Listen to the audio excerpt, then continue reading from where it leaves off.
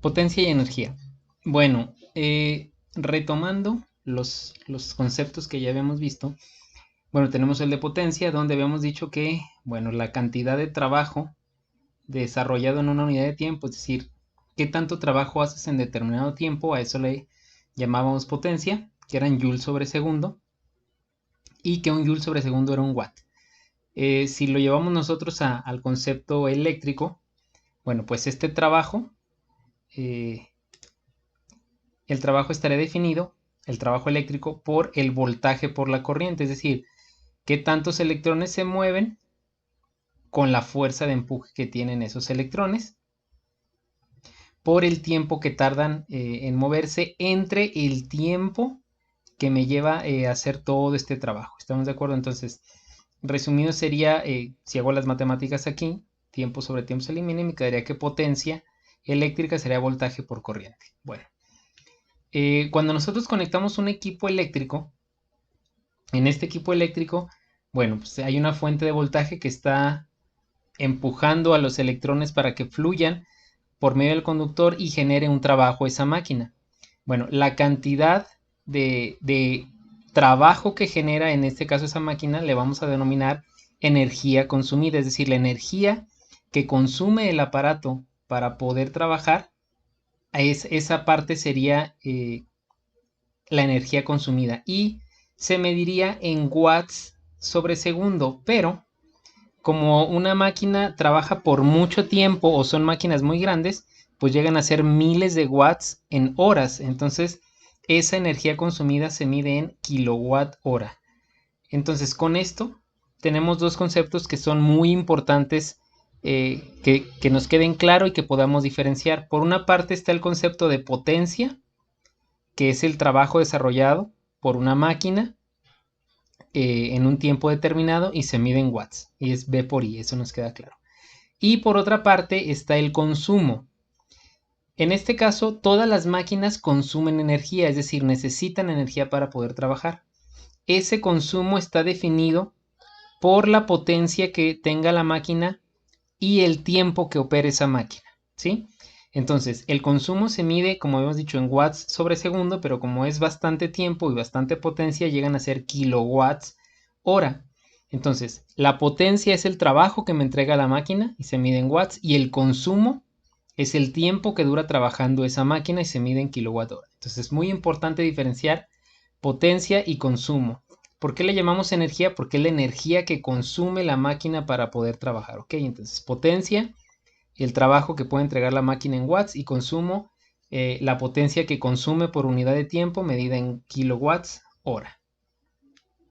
Ok, con esto llegamos a esta parte que se llama tipos de potencia. Entonces, pudiéramos definir que hay dos tipos de potencia. La potencia que se genera en corriente directa, que ya la vimos que es voltaje por corriente, y la potencia en corriente alterna, donde se agrega el factor de potencia, es decir, es la misma ley de Ohm, voltaje por corriente, pero ya agregamos el coseno del ángulo, que dijimos que ese ángulo es el ángulo de desfase entre voltaje y corriente, dependiendo del tipo de máquina en la que esté conectado. Si es una carga inductiva, se atrasa la corriente; si es una carga capacitiva, se adelanta. Si es un circuito RLC, pues tengo que calcular ese ángulo de desfase y multiplicarlo por el voltaje y la corriente, que me da la potencia. Ese coseno del ángulo dijimos que se denominaba factor de potencia. Ok, en corriente alterna se divide en tres tipos de potencias, que se llama potencia activa, que se representa con una P, se mide en watts, este es el símbolo de la unidad de medida. La potencia reactiva, que se representa con una Q y se mide en volt ampere reactivo, bar. Y la potencia aparente, que se representa con una S y se mide en volt ampere VA. Ok, ¿qué es cada una? Bueno, a través de estas tres tipos de potencias pueden ser representadas por medio de un triángulo que se llama triángulo de potencias, donde forman un triángulo rectángulo donde la potencia activa o real, la que se mide en watts, la que se multiplica V por I por el factor de potencia, está a 0 grados horizontal. La potencia reactiva es el cateto opuesto, es decir, en la parte vertical. Y la potencia aparente pues es la suma de estas dos, la suma vectorial de estas dos, que sería la hipotenusa de este triángulo. Y este ángulo que se forma aquí es el mismo ángulo de desfase entre voltaje y corriente. Sí, es el factor de potencia. El coseno de este ángulo me da el factor de potencia. Entonces, para poder comprender qué es cada una de las potencias, bueno, vamos a ver este ejemplo. Vamos a suponer que yo tengo un motor de, no sé, de lo que sea. De una licuadora, de una lavadora, un motor eléctrico, tal cual. Entonces, un motor eléctrico, bueno, vamos a suponer que es un motor de 100 watts. Es decir, el trabajo que entrega este motor son 100 watts. La P son 100 watts. Si esta flecha me dirá 100 watts. Entonces, este motor me da a mí de trabajo 100 watts. Yo tendría que pedirle a mi fuente, a CFE, a la planta suministradora, pues en teoría que me mandara 100, pero no watts. No les puedo llamar watts porque los watts es trabajo. La energía que me manda en este caso la fuente CFE se mide en volt ampere. Yo le pediría a él, dame 100 volt ampere para yo tener un trabajo de 100 watts. ¿Ok? Si se fijan, me manda potencia y yo tengo potencia, pero esta potencia es trabajo y esta potencia es la que me manda la fuente. Pero, ¿por qué no me puede mandar únicamente 100 amperes? Ah, bueno, porque el motor, cuando empiece a funcionar, parte de la corriente, de la energía que le manda la fuente al motor, la utiliza para magnetizarse. Es decir, se empiezan a magnetizar las bobinas para poder generar un campo magnético y que el motor empiece a trabajar.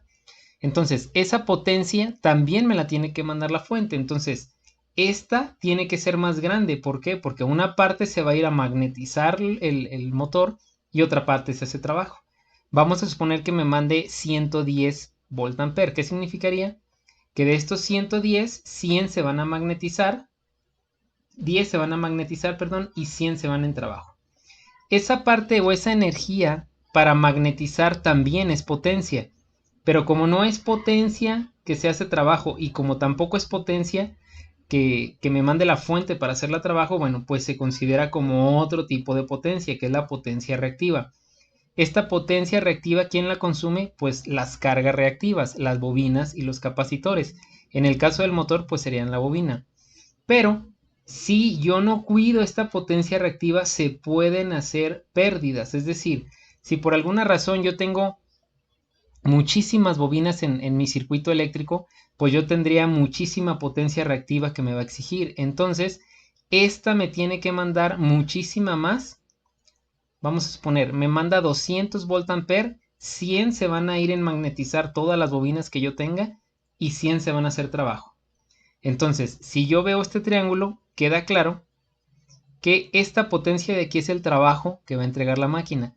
Esta potencia de aquí, que se llama potencia reactiva, es la potencia necesaria para magnetizar todas esas bobinas. Cuanto más grande sea la cantidad de bobinas que yo tenga, pues Q sería muy grande y por lo tanto S tendría que ser muy grande. ¿Estamos de acuerdo? Entonces, esta S es la suma de la potencia que va a hacer trabajo y de la potencia que no se hace trabajo, pero que se requiere. Entonces, la relación que hay entre la potencia aparente, la potencia que me manda la fuente, y mi potencia que se va a hacer trabajo, se llama factor de potencia. Este factor de potencia o este ángulo está en función de cuánto valga la potencia reactiva. A mayor potencia reactiva, este ángulo se hace más grande y ese se hace mucho más grande. ¿Estamos? Entonces, esa es la relación que hay entre una y otra. Ok. El factor de potencia, para que quede más claro. Bueno, ya vimos que el factor de potencia es el ángulo que se forma entre, en este caso, la potencia aparente y la potencia activa o la potencia real. Anteriormente habíamos dicho, es un ángulo que hay entre voltaje y corriente y ya. Y habíamos dicho que en una bobina, en una inductancia, ese ángulo o la corriente se atrasaba, entonces se hacía más grande ese ángulo. Hablando desde el punto de vista de potencia, bueno, hay un ejemplo muy característico para explicarlo. La definición como tal del factor de potencia, bueno, yo pudiera decir, es un ángulo entre voltaje y corriente. También puedo decir, es el ángulo que existe entre la potencia aparente y la potencia real o activa. Y bueno, otra definición para que quede a lo mejor más claro, dice, pues el factor de potencia es un indicador que refleja la energía que realmente consume el equipo para hacer el trabajo, descontando las pérdidas que se genera para que funcione. Es decir, regresando a este ejemplo, este ángulo, el factor de potencia sería un indicador de qué tanto estoy aprovechando toda la energía que yo mando para hacer trabajo y para que se vaya a operar el motor, es decir, para que empiece a funcionar. Si este ángulo es muy grande, el coseno de ese ángulo me va a dar un valor muy pequeñito, ¿sí? Es decir, el factor de potencia ideal sería 1. ¿Por qué? Si este ángulo, es decir, vamos a suponer que Q vale 0, es decir, que todo lo que entra sale, ¿estamos de acuerdo? Entonces este ángulo sería 0. El coseno de 0 es 1, entonces el factor de potencia sería 1. Entre más grande sea este ángulo, ese coseno del ángulo, ese factor de potencia será menor, de tal forma que si este ángulo es muy grande, el factor de potencia es menor. Entonces, un factor de potencia muy bajo, menor a 1, indica que la cantidad de energía que está entrando, la mayor parte se está perdiendo y no se está haciendo trabajo. Explicándolo a través de este ejemplo que les digo que es muy característico, bueno, dice, ok, imagínate que tú tienes un tarro de cerveza, ¿sí? Y que, bueno, a este tarro de cerveza le cabe 1 litro. Tú como usuario vas y compras 1 litro de cerveza. Entonces, la persona que está ahí te la sirve y te la sirve como está aquí. Realmente esto no es 1 litro de cerveza. Esto es, vamos a suponer, 750 mililitros de líquido de cerveza y 250 de espuma. Esto sería desperdicio. Entonces tú como usuario dices, no, pues yo te voy a pagar 1 litro de cerveza, no te voy a pagar una parte de espuma y una parte de cerveza. Entonces, ¿esta espuma se puede evitar? Bueno, tal vez sí, tal vez no. A lo mejor siempre se va a generar una parte de espuma muy pequeñita. Esa espuma es por el hecho de servirla, ¿estamos de acuerdo? Entonces, vendrían a ser las pérdidas, vendría a ser la potencia reactiva, la Q. Es decir, se puede evitar, pues a lo mejor sí si eres muy bueno sirviéndola, pero si tú, aparte de que no sabes servirla, eres muy malo, pues vas a servir muchísima espuma. Entonces, realmente, tú estás sirviendo real, potencia real de trabajo, pues la cantidad que está aquí de cerveza y de pérdida sería toda la espuma. ¿Qué sería la potencia aparente? Ah, pues todo esto, la suma de las dos. Finalmente, tú tienes que servirle todo, tanto la espuma como el líquido, ¿estamos de acuerdo? Entonces, en este ejemplo, entre mayor cantidad de espuma haya, significa que hay mayor cantidad de pérdidas y que el trabajo real, que sería el líquido, pues es menor. ¿Estamos de acuerdo? Y la suma de tanto la espuma como el trabajo real, las pérdidas como el trabajo real, sería la potencia aparente. ¿Estamos de acuerdo? Q, P y S es la suma de los dos. Ok. CFE, en este caso, quien es nuestra compañía suministradora, tiene una regla. Dice, bueno, yo sé que es complicado que tú tengas un ángulo de 0, es decir, que absolutamente toda la energía que yo te mando la hagas trabajo. Entiendo que parte de esa energía se tiene que ir a magnetizar los motores para que empiecen a funcionar. Entonces, esa cantidad de energía que se va a ir a magnetizar, es decir, la potencia reactiva, pues yo sé que va a estar presente. Por lo tanto, no te puedo pedir que el ángulo sea 0. Es decir, no puedo pedir que el factor de potencia sea 1. Insisto, un factor de potencia de 1 significa que mi potencia reactiva es 0, que el ángulo es 0 y que todo lo que entra se hace trabajo. ¿Sí? Entonces CFE pone un límite, dice, ok, ese factor de potencia mínimo que yo te voy a permitir es 0.9. ¿Estamos de acuerdo? Ese 0.9 significa que puedes tener un ángulo de 25.84 grados. ¿Cómo sacamos ese valor? Bueno, despejamos, sería coseno inverso de 0.9. Me da 25.84. ¿Qué significa? Que el ángulo mínimo que permite CFE, este ángulo, es 25.89. Si tú tienes un ángulo mayor, CFE te va a multar, pero si tienes un ángulo menor, CFE te va a bonificar. En términos prácticos, CFE no puede estarnos hablando de ángulos porque pues sería algo complejo. Entonces él habla de un factor de potencia. Dice, si tú tienes un factor de potencia de 0.9, es decir, de 25.84 grados, tu ángulo entre S y P, no pasa nada. Ni te bonifico ni te penalizo. Pero si tienes un ángulo menor, es decir, que tu factor de potencia sea menos de 0.9, esto significaría que el ángulo sería muy grande, te voy a penalizar, te voy a multar. ¿Por qué?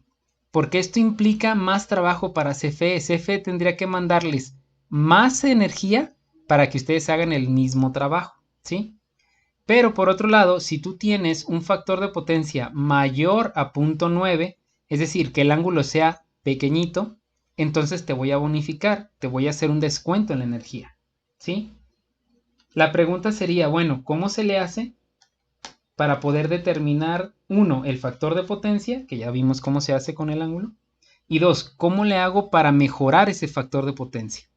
Bueno, eso lo vamos a ver más adelante, pero ¿cómo se modifica el factor de potencia? ¿Cómo se arregla? Bueno, si nosotros sabemos que las cargas inductivas atrasan la corriente y provocan un factor de potencia bajo, también sabemos que las cargas capacitivas, es decir, los capacitores, adelantan la corriente. Por lo tanto, una manera de mejorar el factor de potencia es a través de los capacitores. ¿Por qué? Porque adelantan la corriente. ¿Estamos de acuerdo? Ese desfase lo hacen menor.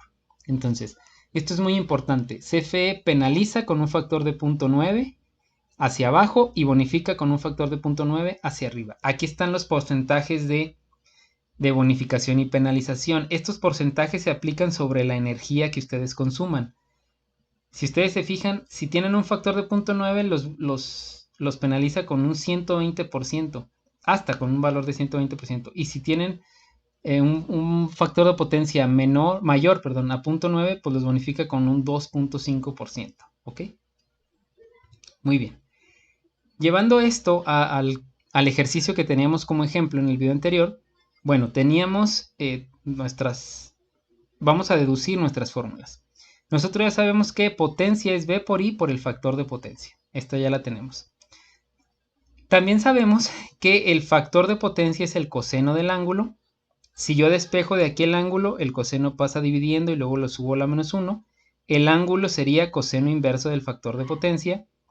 Y si llevamos estos valores de P y del ángulo a este triángulo de potencias, pues puedo por trigonometría, sacar los demás valores. Tengo que P es V por I por el FP y tengo ya también el ángulo. Si tengo P y el ángulo, puedo sacar este cateto. ¿Cómo? Pues a través de la tangente. Yo sé que la tangente de un ángulo es cateto opuesto entre cateto adyacente. Despejo el cateto opuesto, que sería Q, y entonces yo tendría que Q es igual a la potencia activa por la tangente del ángulo. Con esto saco el valor de Q. Y si tengo P y tengo Q, pues puedo sacar este valor que es la hipotenusa a través de Pitágoras. Entonces sería el valor de la potencia aparente es igual a la raíz cuadrada de P cuadrada más Q cuadrada. ¿Estamos? Y si yo tuviera P y Q o cualquiera de estas letras, pero no el ángulo, pues de igual manera con trigonometría yo puedo definir que el ángulo θ, el ángulo que posteriormente será el factor de potencia, es igual a la tangente inversa del cateto opuesto entre el cateto adyacente. ¿Estamos? Lo que tenemos aquí. Ok. Ahora bien, llevándolo al ejemplo que ya teníamos, nosotros en el ejemplo que vimos anteriormente, teníamos ya que el factor de potencia era 0.012. Si se fijan, este es un factor de potencia muy, muy bajo, es casi 0. Recuerden que el factor de potencia ideal es 1. ¿Por qué es esto? Porque mi ángulo es 89 grados, casi 90 grados. ¿Estamos de acuerdo? Coseno de 90 grados es 0. Entonces, sacamos la potencia, que era V por I por el factor de potencia, el coseno del ángulo, y me dio 12.29 watts. Ok. Yo sé que el trabajo que me entrega ese circuito son 12.29 watts, pero hay que saber cuánto nos mandó la fuente suministradora y cuánto estoy haciendo o desperdiciando en energía reactiva. Saco Q, P por la tangente del ángulo, 12.29 por la tangente del ángulo y me da 991 19.73 voltampere reactivos. Entonces, si se fijan, la cantidad de energía que yo estoy perdiendo son 990 voltampere reactivos. ¿Sí? ¿De cuánto? ¿Cuánto nos tiene que mandar la compañía suministradora? Bueno, sacamos S, P al cuadrado más Q cuadrada y me da 991 voltampere. Entonces, hasta antes de ver esto, nosotros decíamos, bueno, pues mi circuito RLC en serie me está entregando 12 watts. Sí, pero cuando yo lo conecto, realmente la compañía me está mandando 991 voltampere. Yo estoy desperdiciando 991.73 y realmente estoy haciendo trabajo 12.29. ¿Estamos? Ahora bien, recuerden que esta suma no puedo hacerla directamente porque es vectorial. Estamos, o sea, no vayan a decir, no dan las sumas de estos dos, esto no, o sea, es vectorial. ¿Ok? Entonces, este tema es muy importante. Es muy importante comprender el concepto de factor de potencia porque cuando yo veo control de motores, una parte que hay que controlarle a los motores independientemente de la velocidad es el factor de potencia que pueda tener ese motor. ¿Por qué? Porque cuando esté operando ese motor, yo le regulo la velocidad, le regulo todo y cuando llegue el recibo de facturación puede ser que venga ahí una penalización por factor de potencia. Si yo no sé que quien está provocando esa penalización puede ser mi motor porque es una carga inductiva, pues no estoy controlando adecuadamente todas las variables eléctricas de un motor. ¿Estamos? Entonces, esto es muy, muy importante. Ahora bien, habíamos dicho que una cosa era potencia y otra era consumo. Entonces, el consumo ya sabemos que es potencia por tiempo. Entonces, lo que se hace simplemente es, suponiendo, dice que el circuito anterior, el RLC, que nos entregaba 12 watts, funciona por 7 horas diarias por un periodo bimestral, ¿sí? 60 días. ¿Cuál sería su consumo? Entonces yo multiplico simplemente 12.29 watts por las 7 horas de trabajo en un día por los 60 días y me da 5161.8 watts hora. Yo lo divido entre 1000 porque CFE cobra en kilowatt hora y me da un total de 5.16 kilowatt horas de consumo bimestral. Aquí ya lo multiplico por el valor de la tarifa, ¿estamos de acuerdo? Suponiendo que mi tarifa sea $1 por cada kilowatt hora, bueno, pues yo tendría que pagar 5 pesos por que esta máquina trabaje 7 horas durante 2 meses, ¿estamos de acuerdo?